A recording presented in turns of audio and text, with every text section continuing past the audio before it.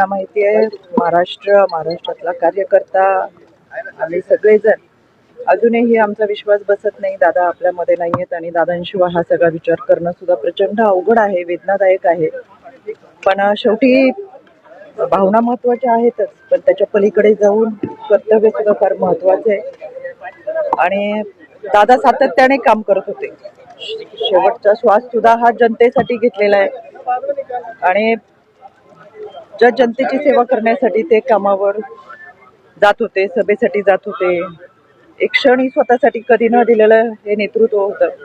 आज खऱ्या अर्थानं भावनांच्या पलीकडे जाऊन कर्तव्य ही जबाबदारी महत्वाची असताना वहिनींकडे ती जबाबदारी आपण देतोय. महाराष्ट्रात खूप आशेने वहिनींकडे पाहतो आणि म्हणून मला असं वाटतं की देशात राज्यात आतापर्यंत अशा खूप घटना झाल्या की ज्याच्यामध्ये आपण ती जबाबदारी कुटुंबातल्या कोणत्या ना कोणत्या व्यक्तीकडे देऊन खऱ्या अर्थानं जनसेवेची भावना जोपासली.